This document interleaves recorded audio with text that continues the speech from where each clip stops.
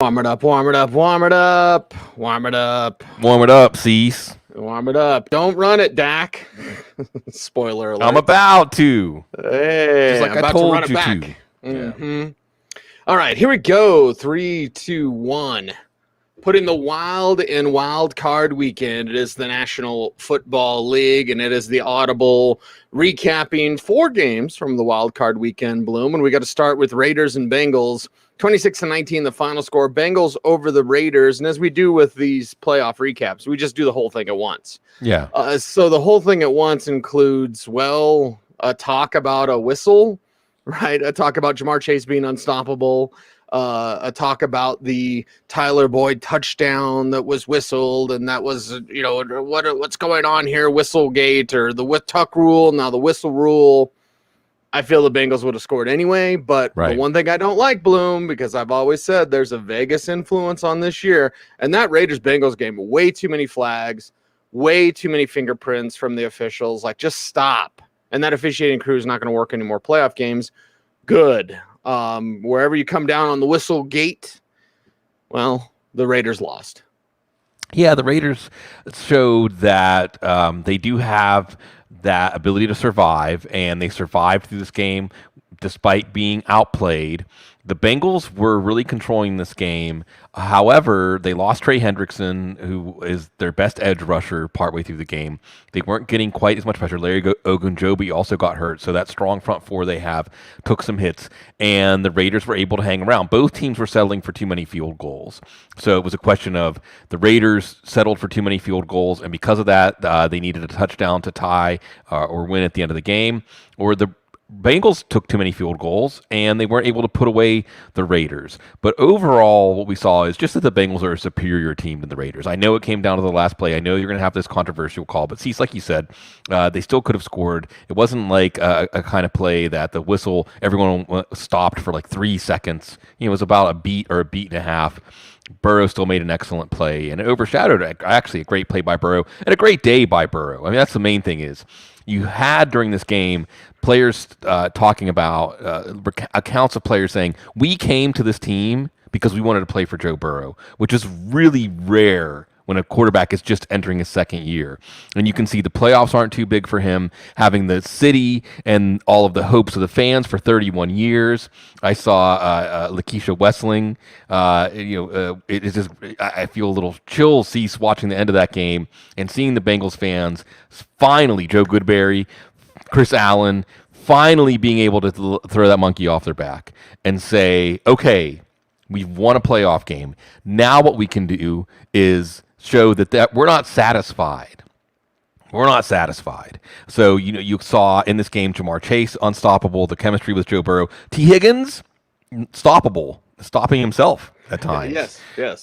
C.J. Uzomah playing a nice X-factor role for this team in the middle of the field. And again, you saw some of the talented players on this defense show up. Guys like Mike Hilton, Jesse Bates making plays, Sam Hubbard, names that you should be getting familiar with even though they play in Cincinnati, not exactly a high-profile market.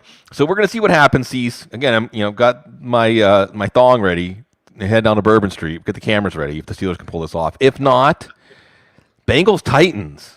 And let me tell you, Titans don't want to face this team right now. No way.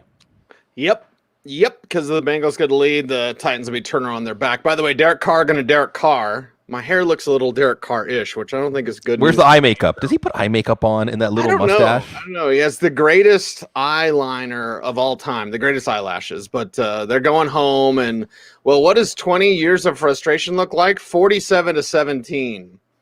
Bills over the Patriots, the perfect game, the first perfect game in NFL history where you don't do anything but score touchdowns every single drive. No punts, no fumbles, no INTs, no field goals, no bueno for the New England Patriots.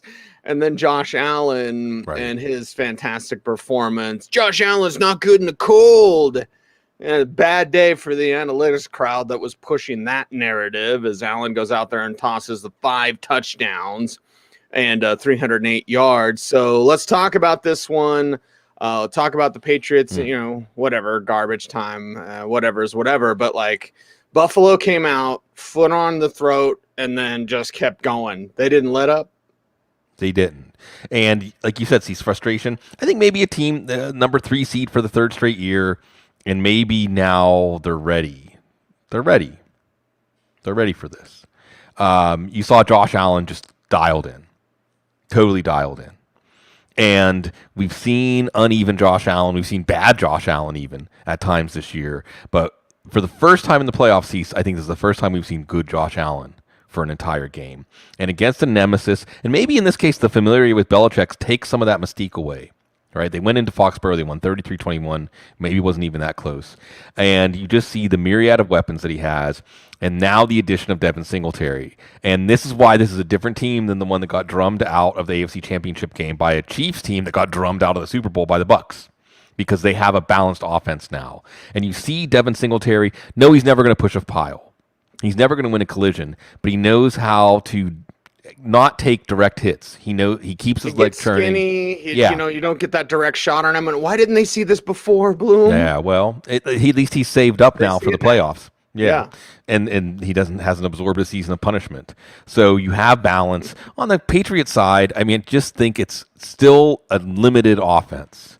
And Mac Jones has a lot of better things coming ahead, but he's a rookie quarterback, and he's a rookie quarterback who thrives when everything is playing well within structure, but not so much when he has to create, which a lot of times is the name of the game in the playoffs. Patriots defense, they're just not scary. They're a defense, I think, you put them up against Zach Wilson, right? You put them up against teams like the Jets, maybe even some of the other little sisters of the NFL, and they were able to put together a winning streak, and they were able to show that they're not necessarily a footnote without Tom Brady, but they are a footnote in the 2021 playoff season. It is the Audible. We're quickly recapping the 4 wildcard games because the Steelers are on, and Bloom's going to Bourbon Street. Yeah. With the thong underneath, though. No thong yet. Okay, you'll be ready. The thong under the thong. Yeah. All right. I like it. Why was Tom Brady playing late in this game? Like, seriously, 31-15, Buccaneers over the Eagles. I mean, they just, whatever. It was 15 garbage time points. I think it was Joe Theismann that tweeted, Jalen Hurts can't throw. Yeah. Like, well, when you can't run because you're down 31-0, well, you're going to have complications throwing, and having Jalen Hurts throw this many times is just bad news for this team. Mike Evans with over 100 yards and a touchdown. Tommy Brady making it look easy. Keyshawn Vaughn actually played. Leonard Fournette, like, super, super questionable. He actually didn't play, so don't worry about Le'Veon Bell. Keyshawn Vaughn, I thought he was doubtful to play, but here he goes. He plays, and Gio Bernard was back, and they score on the ground. They score through the air, and then they tempt the football gods by letting Tom Brady play in the fourth quarter. But either way, Buccaneers win big. I mean, a lot of this weekend wasn't good games except for our last game. Yeah, outclassed, right? Tampa just outclassed Philly. And it was there. See, so we could pick 3 or 4 plays from this game and flip them, and maybe it would have been a competitive game. The Bucs were letting the Eagles hang around. The Eagles' defense was getting off the field enough that if the Eagles' offense had just executed. But I think what you see is Jalen Hurts is hurt. Okay, he's got an ankle issue. He's in a walking boot after the game. He might have to have surgery. That could be part of the reason for some of the struggles, but not all of it. This was a team that came out with a pass-heavy offense. Jalen Hurts wasn't really able to handle that. Then they went to a run-heavy offense, and they were able to get to the playoffs on that. But that's what you saw. You saw this team could get to the playoffs, but they weren't truly a playoff team. They were shooting themselves in the foot on offense and on defense. They're making too many mistakes, special teams. Just too many things were going wrong for this team to have a chance to win this game. And the Bucs didn't exactly play their A-plus football, but you did see this team able to execute when they needed to bury the Eagles, even though they let them hang around. And things are just going to get a lot tougher. And that's why it might make sense to let Leonard Fournette rest. You go into this game, you don't ever want to concede anything, but maybe having him a little bit healthier for a matchup now that we will see against either the Cardinals or the Rams. The Rams have given the Bucs trouble, this Tom Brady Bucs team trouble. Beat them twice. And the Cardinals, if they can beat the Rams on the road, you have to think that they're going to be a good match. So a tune-up for the Bucs in this one. And for the Eagles, you got 3 picks in the top 19. Not too bad for getting rid of Carson Wentz. I can't remember who said it, but somebody said, put Cordell Patterson on the Bills. Sorry, my brain's all over the place, Bloom. But Yeah. that's what I'm thinking about because I'm thinking about Debo. Yeah. And Debo and the 49ers over the Cowboys. How about them boys? 23-17, the final score. You're fine, Cowboys fans. Actually, you're not fine. You're probably very upset. But 23-17, the 49ers get the win because Debo says no. And at the end of the game, which I thought was going to last another 15 minutes, you saw Debo with a run that then they marked short. It was 4th and inches. Jimmy G does a quarterback sneak and he gets it, but Trent Williams didn't get set. And he didn't get set. It was the right call. So again, I don't like when refs interrupt games like it did in Raiders Bengals. This time the refs, they made that right call. And then speaking of the right call, what was Dak thinking running at the end? No timeouts left. They're working the sidelines. They're getting into, throw it in the end zone mode with 18 seconds left, whatever it was, Bloom. Yeah. He takes off to run, gets tackled, can't spike the ball. It's game over. It's game over. Finally, we got a good game. And all those, hey, is Kyle Shanahan a good coach talk? Well, I think the end of the season, we're seeing the answer to that. Yeah, we are. Look, the contrast here is Cecil, and what was my hesitation in the preview game picking the Cowboys? Is McCarthy. And this just felt like the Packers-McCarthy teams. Yes. This felt like some of the Packers-McCarthy teams that had a bye and were the number 1 seed. And they would come out on the division. This is why we have the don't just rest everybody in week 17, now week 18, because the team comes out flat, ridiculous number of penalties, way too many play calls that didn't embrace how much you have to work with in this offense. No sense of urgency. And look, the defense, well, they got pushed around. Their athleticism allowed them to handle the runs outside, but the runs inside, they were just getting pushed around. And we saw the Broncos do this to the Cowboys. They did the bend but don't break defense. They were able to hold the 49ers to field goals. So you see the limitations of the 49ers here. Because if these field goals, 1 or 2 of them are touchdown, this is a blowout. This is the Cowboys getting blown out in their own building as a division champion.